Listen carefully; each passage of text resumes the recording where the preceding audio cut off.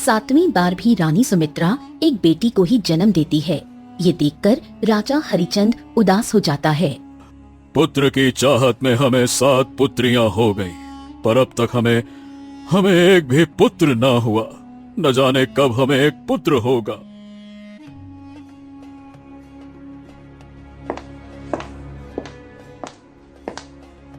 अरे ये क्यों हो रहा है हमारे साथ? हर बार पुत्र की चाहत करते करते हमें 7 पुत्रियां हो गई। क्या बात है महाराज, आप कुछ चिंतित दिखाई दे रहे हैं। हम चाहते थे कि इस बार रानी साहिबा एक पुत्र को जन्म दें जो हमारे इस वंश को आगे बढ़ा सके। न जाने अब हमें कब एक पुत्र की खुशियां प्राप्त होंगी। महाराज, ये तो भगवान के हाथ में है कि किसे पुत्र की खुशियां देना है और किसे पुत्री की। शायद आपके भाग्य में इस बार भी बेटी का आना ही लिखा था। अब इसी तरह साल दर साल बीतने लगे।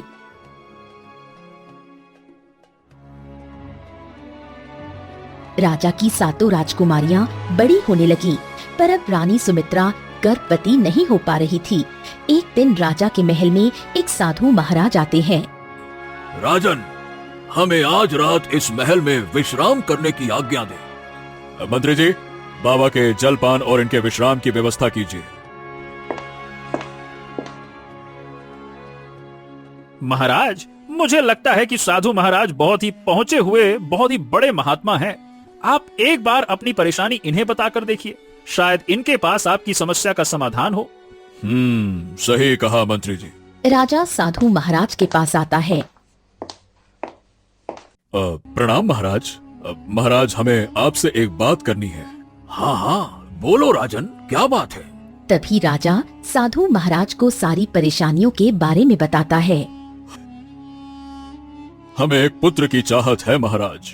जब तक तुम्हारी राजकुमारियां रानी साहिबा के संगत में रहेंगी तो रानी साहिबा कभी एक पुत्र को जन्म नहीं दे पाएंगी।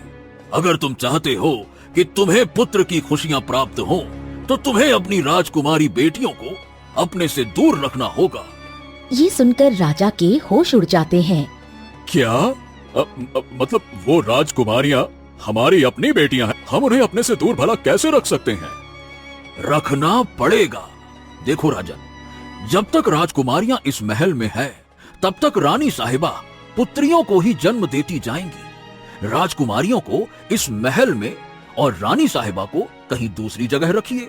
जब रानी साहिबा एक पुत्र को जन्म दे देंगी, बस उसके बाद आप अपनी राजकुमारियों को अपने पास ले आना।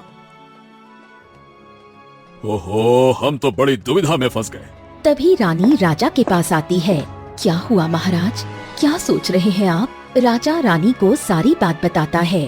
क्या? नहीं नहीं महाराज, ये कतई नहीं हो सकता। हम राजकुमारियों को अपने से दूर नहीं होने देंगे।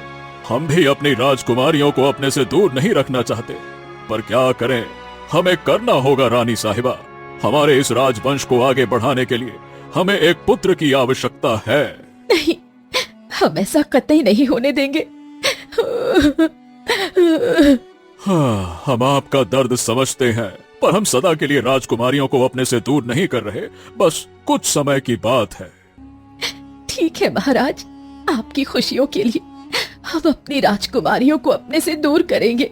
हम अपनी राजकुमारियों को कभी भी दुखी नहीं होने देंगे, आप चिंता मत कीजिए। तभी राजा रानी अपनी 7 राजकुमारियों के पास आकर उन्हें समझाते हैं।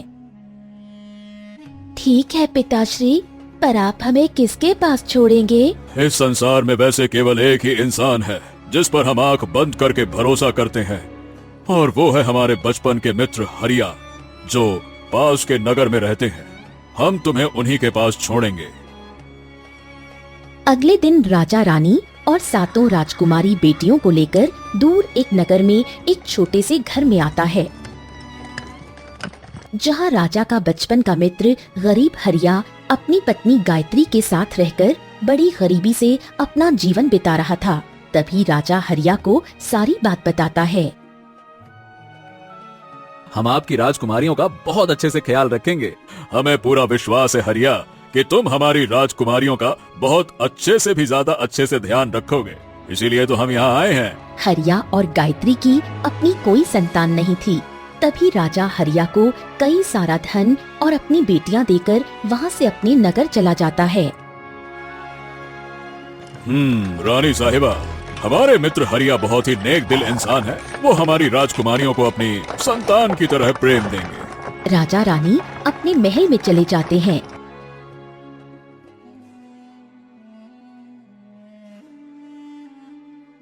करीब 2 साल बाद आखिरकार रानी सुमित्रा एक प्यारे से पुत्र को जन्म देती है। ये देखकर राजा की खुशी का ठिकाना न रहा। आखिरकार हमारा सपना पूरा हो गया। हमें एक पुत्र हो गया।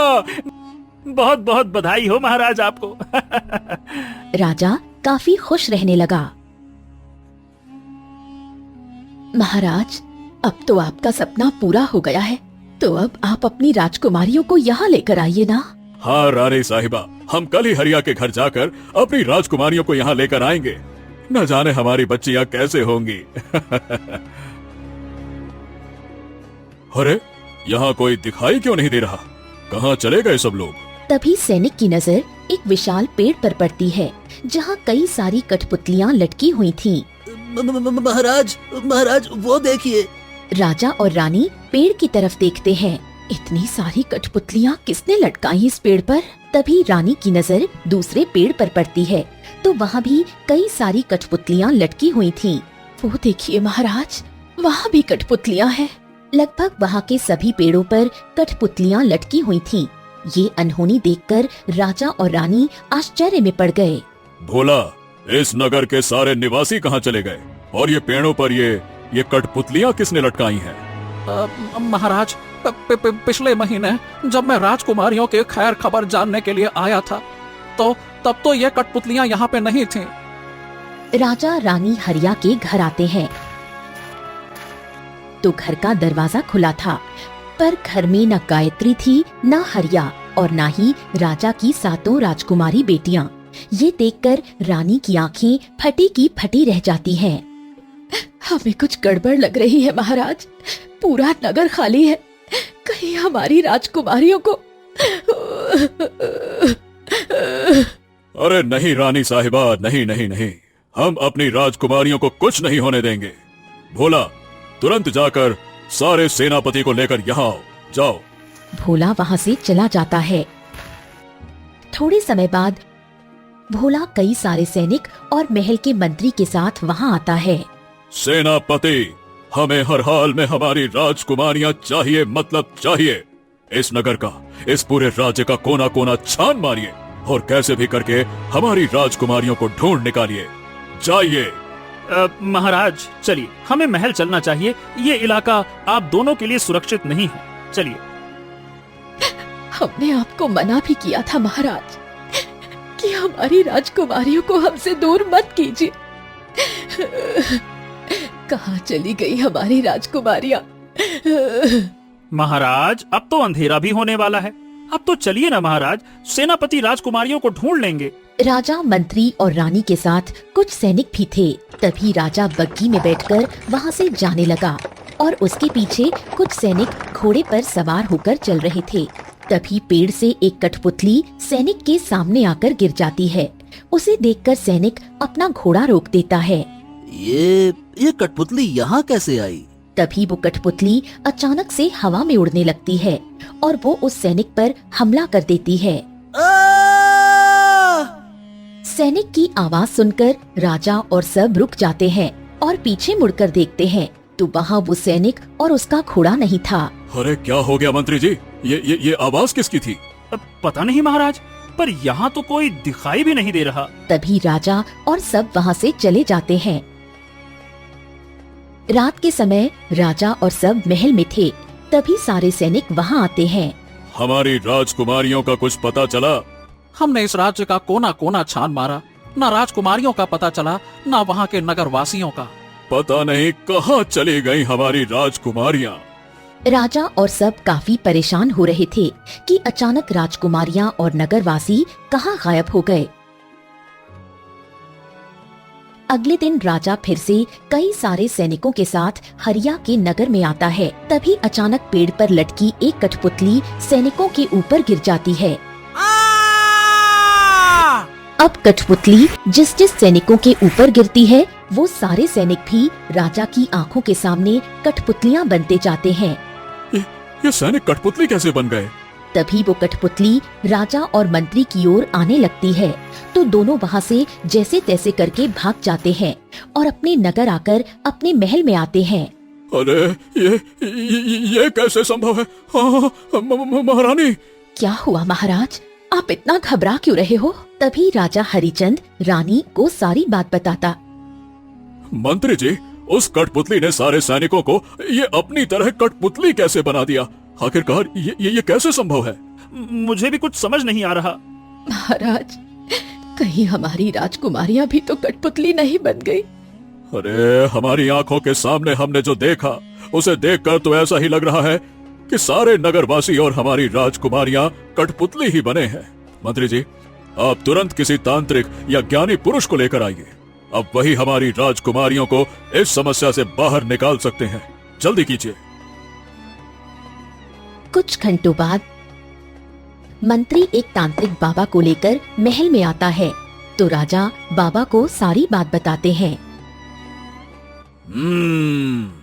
राजा साहब, यहाँ पे जितनी भी कठपुतलियां पेड़ों पर लटकी हुई हैं ना, वो सब उसी नगर के निवासी हैं और उनमें आपकी 7 राजकुमारियां भी हैं जो अब कठपुतली बन चुकी हैं। उन सबको कठपुतलियां एक परी ने बनाया है। कौन है वो परी और वो ऐसा क्यों कर रही है? बस यही तो हम पता नहीं लगा पा रहे, पर हाँ, हम उस परी को अपने पास बुला सकते हैं।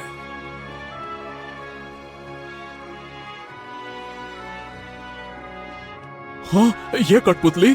कौन हो तुम और क्यों इंसानों को अपनी तरह कठपुतलियां बना रही हो? मेरे सामने आईना रखो। तभी उस कठपुतली के सामने आईना रखा जाता है तो उस आईने में एक सुंदर सी परी दिखाई देती है। ये तो परी है। मैं परी लोक की एक जादुई परी हूँ और मैंने ही उनको कठपुतलियाँ बनाया है। क्यों तुमने ऐसा क्यों किया?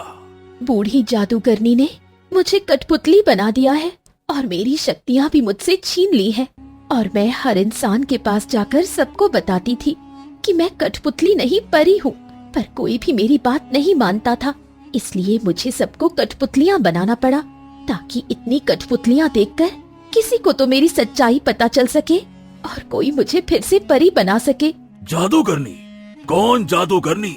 वो जिसका जादू इस संसार में सबसे ज्यादा ताकतवर है। बात उन दिनों की है जब मैं परी लोक में थी।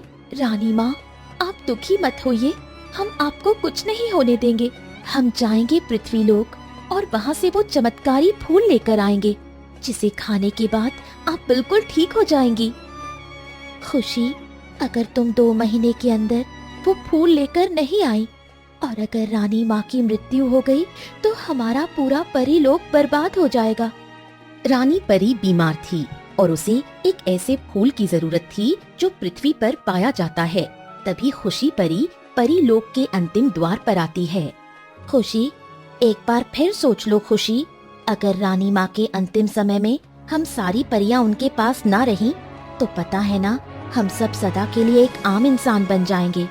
मैं जानती हूँ बहन।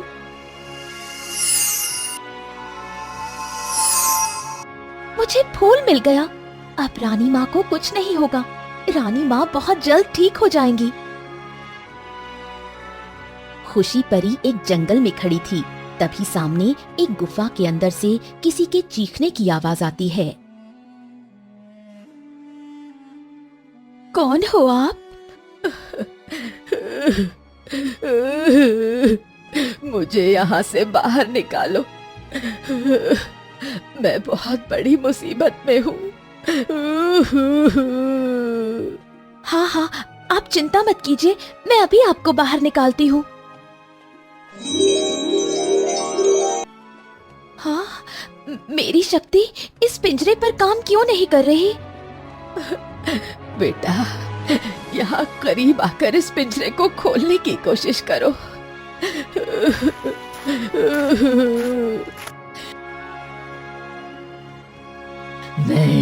जादूगरनी हूँ। छोड़ो मुझे, छोड़ो। ऐसे कैसे छोड़ दूं तुझे जादुई परी?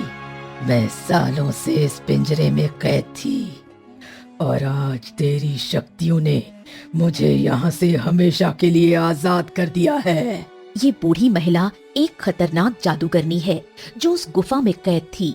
तभी वो परी को एक कठपुतली बना देती है। अब मैं आजाद हूँ। तभी बूढ़ी जादूगरनी परी की जादुई छड़ी लेकर वहाँ से भाग जाती है।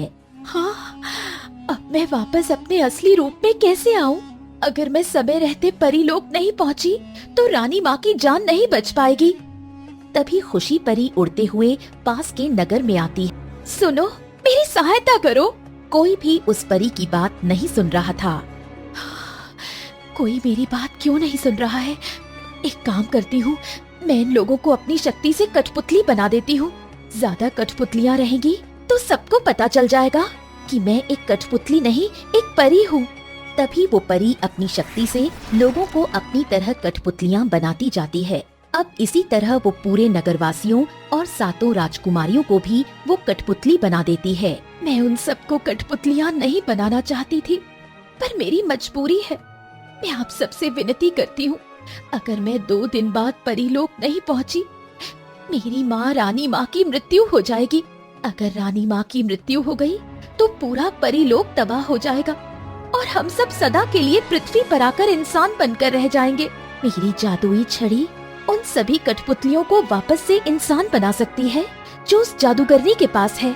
हाँ, तो बताओ वो बूढ़ी जादूगरनी कहाँ मिलेगी? वो काली पहाड़ी में एक गुफा में रहती है। चिंता मत करो परी। तभी बाबा राजा के साथ उस पहाड़ी इलाके में आते हैं, जहाँ एक गुफा थी। तभी बाबा को देखकर वो गुस्से में आग बबूला हो जाती है। कौन हो तुम? परी की वो जादुई छड़ी कहाँ है जादूगरनी? वो तो मैं किसी को नहीं दूंगी। तभी बाबा अपनी शक्ति से उस जादूगरनी पर वार करते हैं, तो जादूगरनी भी बाबा पर वार करने लगती है। अब दोनों की शक्तियाँ एक दूसरे से टकराने पर जादूगरनी की शक्तियाँ बाबा की शक्तियों के सामने कमजोर पड़ जाती है। ये बाबा तो बहुत शक्तिशाली है, यहाँ से भागना ही ठीक रहेगा। जादूगरनी जैसे ही वहाँ से भागने लगती है, तभी बाबा अपनी शक्ति से उसे एक बोतल में कैद कर लेते हैं। तभी परी की जादुई छड़ी बोतल से बाहर आकर गिर जाती है। तभी बाबा उस जादुई छड़ी को उठाते हैं, उस जादूगरनी को बोतल में लेकर नगर में आते हैं। बाबा, अब मेरी इस जादुई छड़ी से मुझे अपने असली रूप में ले आइए।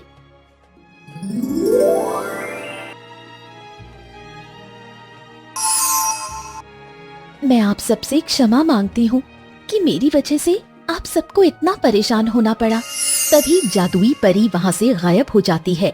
उसके बाद राजा और रानी अपनी राजकुमारियों और अपने राजकुमार के साथ काफी खुश रहने लगे और खुशी खुशी अपना आगे का जीवन बिताने लगे।